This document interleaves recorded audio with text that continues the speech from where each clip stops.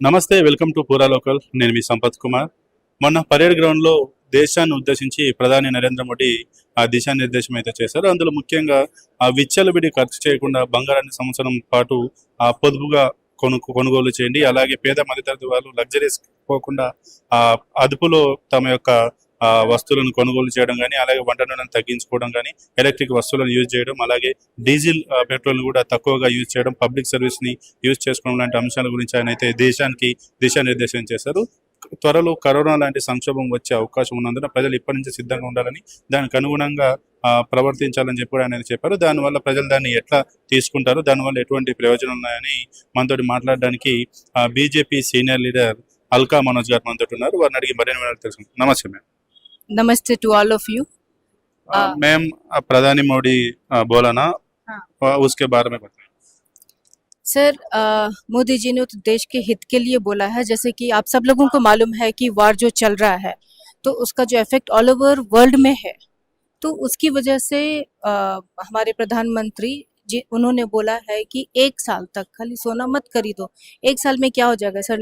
इतना खरीदा हर साल लाइफ में, 1 साल हम रुक जाएंगे तो क्या हो जाएगा? वो हमारे अच्छाई के लिए, देश की भलाई के लिए है वो तो मैम, गोल्ड के हिसाब से भी और बहुत सारे चीजों को ही प्रधानी मोदी ने बताया उसके बाद।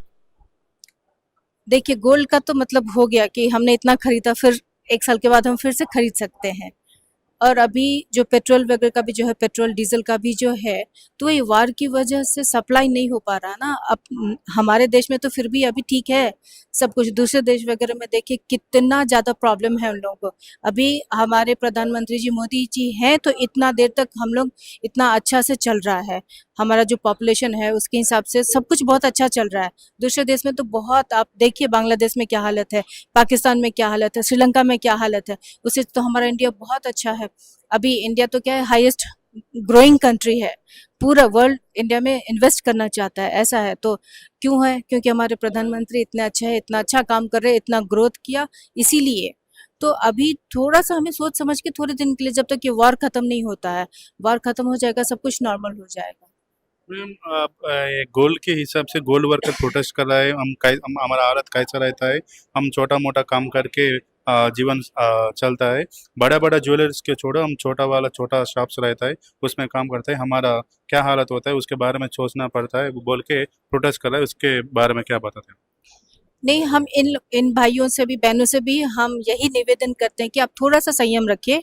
आपके साथ कुछ गलत नहीं हो रहा है ना होगा, बस थोड़े दिन की बात है, देश हित के लिए है। आप देश हित के लिए आप भी थोड़ा सोचिए समझिए और प्रोटेस्ट मत कीजिए, यही बोल रही हूँ। सब ठीक हो जाएगा जल्दी से जल्दी। प्रधानी मोदी बताया चीज़ों को, उन सब चीज़ों को आप लोगों को क्या निवेदन करते हैं उसके पालन करने के? हमें पालन करना चाहिए। हमारे अपने देश का जो सिचुएशन है वो समझ के अगर हम मतलब प्रधानमंत्री के साथ चलें, उनका बातों का हम पालन करें, तो हमारा देश बहुत जल्दी बहुत विकसित और बहुत ही अच्छा सशक्त देश हो जाएगा। तो इसीलिए हमें प्रधानमंत्री जी का हर एक बात का पालन करना चाहिए हम सब लोगों को। तो इस बातों को, प्रधानी मोदी की बातों को नेटिव रूप में बताए वाले पार्टियों को, नेताओं को आप क्या कहते हैं? देखिए, जो भी नेगेटिव बोल रहे हैं, कौन बोल रहे हैं? अभी सीएम जो है रेवंत रेड्डी जी, वो बोल रहे हैं और खरगे जी बोल रहे हैं।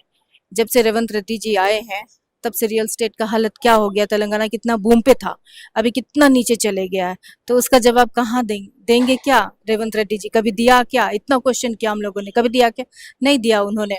तो वो तो ऐसे ही, बट क्या है, कितना भी अच्छा करते हैं मोदी जी तो भी वो लोग बात का बतंगर बनाते हैं। उनके खुद लीडर इंदिरा गांधी जी ने, उन्होंने भी बोला था कि गोल्ड मत खरीदो।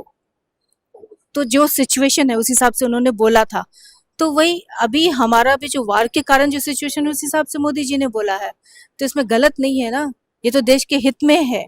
तो अभी इनको, रेवंत रेड्डी जी को अपने तेलंगाना के लिए पहले सोचना चाहिए कि तेलंगाना हम कैसे उठाएं। कितना ऊपर था तेलंगाना, अभी कितना नीचे आ गया जब से वो आए हैं। कुछ ग्रोथ नहीं है, पूरा नीचे जा रहा है। सब बिजनेसमैन लोग रो रहे हैं, सब लोग आते हैं हमारे पास कंप्लेन करते हैं कि हमारा बिजनेस कितना खराब हो गया है जब से ये रेवंत रेड्डी जी आए हैं।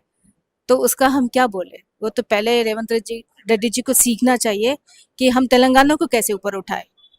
वो सीएम है। अभी जो पीएम जो है वो मतलब पूरा देश का सोचते हैं ना, तो उन्होंने देश के लिए सोच के देश के हित में बोला है। तो ये गलत है जो रेवंत रेड्डी जी बोल रहे हैं, ये गलत है, ऐसा नहीं बोलना चाहिए। खंडन करती हूँ मैं इसका। రైట్. ఇక ఏదైతే ప్రధాని మోడీ చెప్పారో ఆ మాటలను ఉద్దేశించి కూడా వాళ్ళైతే చెప్తున్నారు, దేశ ప్రజల కోసం, దేశ ప్రజల హితం కోసం మాత్రమే చేస్తున్నారు. ఎవరైతే ఈ యొక్క గోల్డ్ వ్యాపారస్తులు ఉన్నారో వారు ఎవరైతే ఈ గోల్డ్ని వాళ్ళ ఈ సంవత్సరం పాటు కొనుగోలు చేయకుండా తాము నష్టపోతామంటే ఈ చిన్న వ్యాపారస్తులు కావచ్చు, ఈ గోల్డ్కి సంబంధించి చేతి వృత్తులు చేసేటువంటి వారు కూడా ఎవరైతే ఆందోళన చేస్తున్నారో వాళ్ళు ఒక సంవత్సరం పాటు కొంచెం ఓపిక పట్టండి, ఎందుకంటే దేశ ప్రజల హితం కోసం ప్రధాని మోడీ చెప్తున్నారు. సో ఇది అందరు మన హితం కోసం కాబట్టి అందరూ కూడా దీన్ని పాటించి దేశంలో ఎటువంటి ఇబ్బందులు రాకుండా ఉండడానికి తమ వంతు కృషి చేయాలని కూడా చెప్తున్న పరిస్థితి. కెమెరామెన్ సీతారాంతో సంపత్ కుమార్, హైదరాబాద్.